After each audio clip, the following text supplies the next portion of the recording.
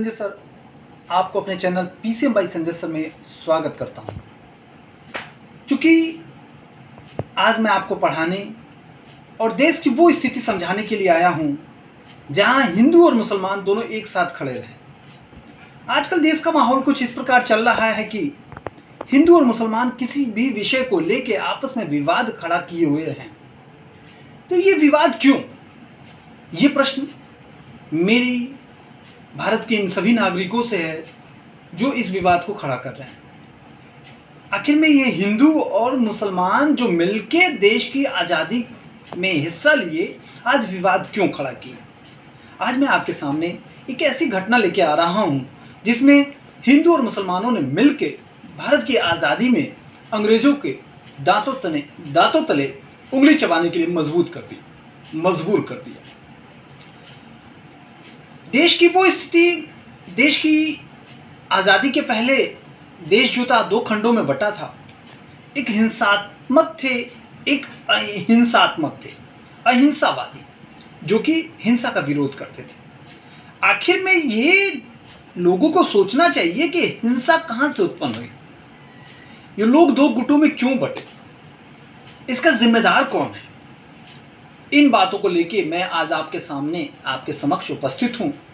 मेरे कुछ प्रश्न रहेंगे जिसके बारे में आप विचार कीजिएगा और सोचिएगा क्या ये हिंसात्मक लोग गलत थे, उन्हें उस रास्ते पर कौन लेके गया। तो सबसे पहले मैं आपको ये बता दूं कि हमारे देश में एक बहुत बड़ा आंदोलन, असहयोग आंदोलन चला था। और वो असहयोग आंदोलन जब चला तो पूरा देश एक था, कहीं हिंसा नहीं थी, सब लोग अहिंसा के पुजारी थे, सभी लोग एक साथ थे और एक ही साथ आज़ादी में बढ़ चढ़ के हिस्सा ले रहे थे। लेकिन गांधी जी द्वारा अचानक असहयोग आंदोलन वापस लेने से देश जो है दो गुटों में बट गया और एक संगठन ये चाहने लगा कि अंग्रेजों को सबक सिखाना ज़रूरी है।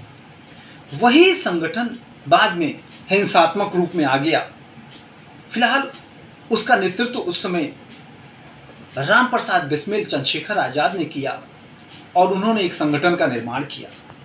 और इस संगठन ने बाद में कई क्रांतिकारी उत्पन्न हुए, जिसमें आप चंद्रशेखर आज़ाद, भगत सिंह, राम प्रसाद बिस्मिल, अशफाक उल्लाह खां, राजेंद्र लाहिड़ी और बहुत से क्रांतिकारियों के नाम जो आप मेरे वीडियो में सुनते रहेंगे, आगे उनको देखने को, सुनने को मिलेगा।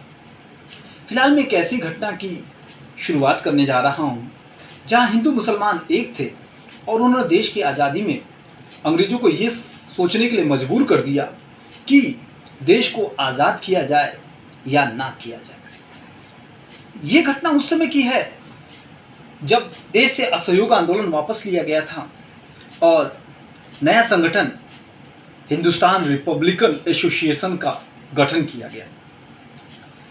क्रांतिकारी दल ने यह सोचा कि आखिर में हिंसा के लिए हमें हथियारों की आवश्यकता है और उस हथियार के लिए हमें पैसों की ज़रूरत है। तो सबसे पहले इन क्रांतिकारियों ने अंग्रेज़ों के जो समर्थक धनी लोग थे, अमीर लोग थे, उनके घरों पर डकैतियां डाली, यानी लूटपाट किया। इसको लेके राम प्रसाद बिस्मिल काफ़ी सजग रहे और उन अमीरों को लूटा गया जो अंग्रेज़ों के समर्थक थे। परंतु इससे कहीं देशभक्ति को आंच आने लगी और दो लूटों में दो हिंदुस्तानी मारे गए। राम प्रसाद बिस्मिल ने सोचा कि आखिर में एक हिंदुस्तानी को ही मार रहा है, ये उचित नहीं है। और उन्होंने कसम खाई कि आज से किसी भी हिंदुस्तानी को नहीं लूटा जाएगा और अब से हम अंग्रेज़ों को लूटेंगे। ऐसा संगठन ने कसम खाया और फिर उन्होंने एक घटना को अंजाम दिया, जिस घटना ने अंग्रेज़ों को मजबूर कर दिया ये सोचने के लिए कि भारत पे अब शासन करना आसान नहीं है। फिलहाल इस घटना को अंजाम देने से पहले हिंदुस्तान रिपब्लिकन एसोसिएशन ने एक मीटिंग रखी जो शाहजहांपुर में की गई। शाहजहांपुर में इस मीटिंग के दौरान यह कहा गया कि किसी तरह हम अंग्रेज़ों के खजाने को लूटें और उससे हम क्रांतिकारियों को हथियार मुहैया कराएं। हालांकि उस संगठन में उसमें अशफाक उल्लाह खां जो थे, जो कि एक मुस्लिम थे, उन्होंने विरोध किया। उन्होंने कहा कि अभी हमारा संगठन इतना मजबूत नहीं हुआ है, अगर हम अंग्रेज़ों के विरोध इस समय खुल के सामने आएंगे तो हो सकता है हमारे संगठन का पतन हो जाए। हालांकि बाद में ऐसा हुआ भी, लेकिन बहुमत से उस समय पास किया गया कि अंग्रेज़ों का खजाना लूटा जाएगा और सहारनपुर से लखनऊ जो अंग्रेज़ों का खजाना आ रहा था उसे लूटने का एक समय निर्धारित किया गया, एक जगह निर्धारित की गई।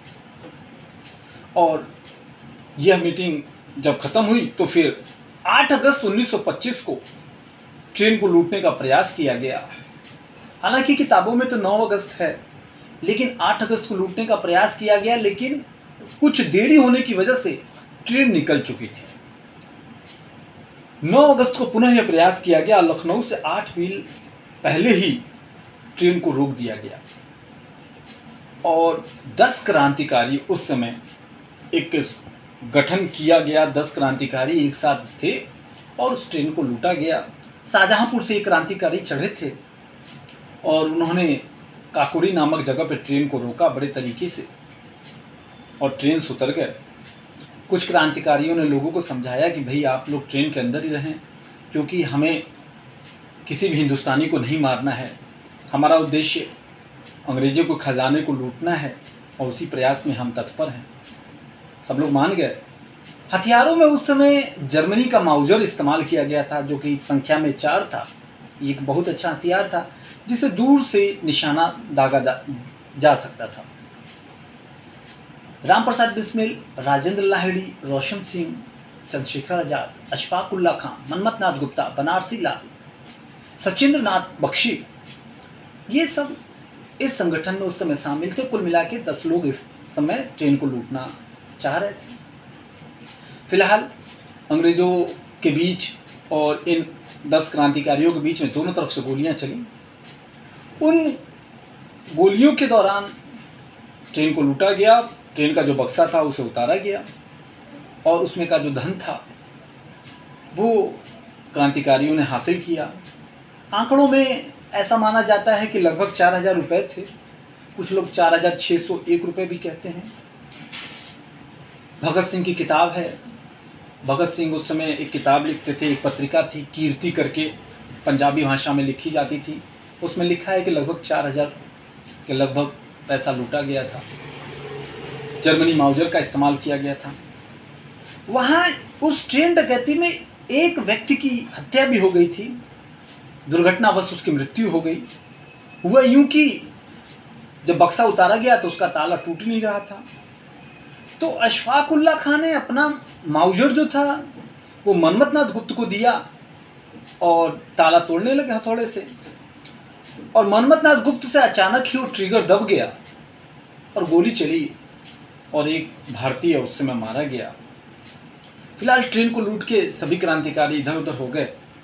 अब अंग्रेजों के लिए यह घटना बहुत बड़ी घटना थी, क्योंकि खुलेआम उनको चैलेंज दिया था किसी लोगों ने कि भाई उनके देश में, उनके राज्य में उन्हीं को लूट लिया गया। यह घटना अंग्रेजों के साथ पहली बार घटित हुई थी। पूरा देश हिल गया। क्या नरम दल, क्या गरम दल, सब सोचने के लिए बाध्य हो गए कि ये कौन है भाई, किन्होंने भाई अंग्रेजों के खुलेआम अंग्रेजों का विरोध कर दिया।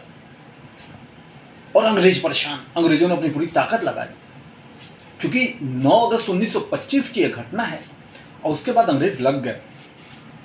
अगली मीटिंग जो थी इन क्रांतिकारियों की मेरठ में थी और अंग्रेजों ने अपना प्रयास शुरू किया। विभिन्न प्रकार के प्रलोभन देने शुरू किए, लालच देना शुरू किया कि भाई क्रांतिकारियों का जो पता बताएगा उनको इतना रुपए इनाम दिया जाएगा।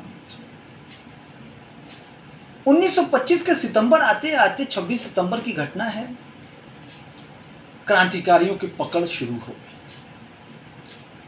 और संयोग से उस समय किताबों में पाया जाता है कि बनारसी लाल जो उस समय इस संगठन में शामिल था, उसका शॉल छूट गया था और उस शाल के आधार पर बनारसी लाल को पकड़ लिया गया और उसने फिर धीरे धीरे सभी क्रांतिकारियों का पता और नाम बताना शुरू कर दिया।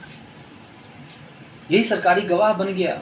लालच बस कहिए चाहे डर बस कहिए, क्रांतिकारियों का इसने खिलाफत किया। हालांकि तो मारा गया, तो राम प्रसाद बिस्मिल उस्मिल को भी बहुत मारा गया, पीटा गया, ताकि वो चंद्रशेखर आज़ाद का पता बता सकें। चंद्रशेखर आज़ाद को इसमें कोई नहीं पकड़ पाया, लेकिन बाकी क्रांतिकारी धीरे धीरे पकड़े गए। सितंबर से लेके दिसंबर जनवरी तक जाते जाते 40 लोगों को पकड़ा गया। अशफाक उल्लाह खां और सचिंद्र नाथ बख्शी को छोड़ के सभी पे मुकदमा भी शुरू हो गया। धीरे धीरे कोशिशें जारी रही। किताबों में मैंने पढ़ा है कि अशफाक उल्लाह खां का मित्र जो दिल्ली में था, उनके साथ वो भी, भारत में गद्दारी ही तो बहुत ज़्यादा रही, तो वो मित्र ही गद्दारी कर गया, जिससे अशफाक उल्लाह खां का पता उसने अंग्रेज़ों को बता दिया और अशफाक उल्लाह खां भी पकड़े गए। बाद में जाके सबसे अंतिम क्रांतिकारी जो पकड़े गए वो अशफाक उल्लाह खां थे, सचिंद्र नाथ बख्शी थे। विभिन्न धाराओं के अंतर्गत इनके ऊपर मुकदमा चला और अलग अलग तरह की सजाएं दी गईं। अंग्रेजी सरकार का कम से कम उस समय 10 लाख रुपए खर्च हुआ था इन क्रांतिकारियों को सजा दिलाने में। पूरा भारत हिल गया था, यहाँ तक कि अंग्रेजी सरकार भी वहाँ से परेशान थी और अंग्रेजों को भारत के लिए एक संदेश देना था कि जो अंग्रेजों के खिलाफ जाएगा उनके खिलाफ सज़ा दी जाएगी और मौत की सज़ा दी जाएगी। तो बहुत तरह से प्रयास किए गए, मदन मोहन मालवीय द्वारा चाहे मोतीलाल नेहरू द्वारा, कि इन बच्चों को बचाया जाए, परंतु अंग्रेजी सरकार ने एक ही नारा लगा रखा था कि इनको फांसी दी जाएगी। पर अंग्रेजों को ये चीज़ तुमने समझा दिया इन हिंदू और मुसलमानों ने मिलके कि अब हमारे ऊपर बहुत ज़्यादा समय तक आप गुलामी में हमको नहीं रख सकते हैं, बहुत ज़्यादा समय तक हमारे ऊपर नियंत्रण नहीं रख सकते हैं। विभिन्न धाराओं के अंतर्गत इनके ऊपर मुकदमा चला, सबके खिलाफ जो भी धाराएं बनी उसमें इनको शामिल किया गया। फिर एक क्रम ऐसा भी आया जब इन लोगों को फांसी दी गई। हम आपको बता दें कि 17 दिसंबर 1927 को सबसे पहली फांसी इसमें से राजेंद्र लाहिड़ी को दी गई, जो कि गोंडा जेल में थी। फिर 2 दिन बाद ही 17 दिसंबर के बाद 19 दिसंबर 1925 को राम प्रसाद बिस्मिल को गोरखपुर में, अशफाक उल्लाह खां को फैज़ाबाद में और रोशन सिंह को इलाहाबाद में फांसी दी गई। बताया जाता है कि जब अशफाक उल्लाह खां को फांसी दी गई, जाने के एक दिन पहले उनके मित्र ने उनसे पूछा कि अरे भाई, कल तुमको फांसी देनी है, आज तुम अपने बाल क्यों संवार रहे हो? तो उन्होंने कहा कि कल मेरी बारात जाएगी और मैं इस देश के लिए अपना बलिदान दूंगा। मुझे खुशी है कि ऐ वतन, तेरे लिए मैं अपनी बलि दे गया। मैं रहूं ना रहूं, मेरे आगे की पीढ़ियों को ये संदेश मिले कि हिंदू और मुसलमान एक हैं और हम दोनों एक ही माँ के 2 पुत्र हैं। और ये कहते हुए अशफाक उल्लाह खां अगले दिन फांसी के लिए तैयार हो गए। राम प्रसाद बिस्मिल, जिनका नारा रहा सरफिरोशी की तमन्ना अब हमारे दिल में है, देखना है जोर कितना बाजुए काफिर में है, उनको गोरखपुर जेल में फांसी दी गई। इस प्रकार भारत के ये सपूत जो थे, अपने देश की आज़ादी के लिए अपना सर्वोत्तम बलिदान दे गए और उन्होंने कहीं एक दूसरे के प्रति ये नहीं रखा कि मैं हिंदू हूँ कि मुसलमान हूँ। मेरा आज का वीडियो मात्र लोगों को ये समझाना था कि हे हिंदू भाइयों, हे मुस्लिम भाइयों, हम सब एक हैं। आज़ादी के पहले एक थे, तो आज़ादी के बाद कैसे हम अलग हो गए? ये हिंदू, ये मुसलमान एक ही माँ के 2 सपूत हैं। ना हमारा मस्जिद बटा है, ना हमारा मंदिर बटा है। हमारे पूर्वज जो गलती कर गए वो गलती हम ना दोहराएं और हम एक ही जगह रह के एक दूसरे को अपने भाईचारे में रखें।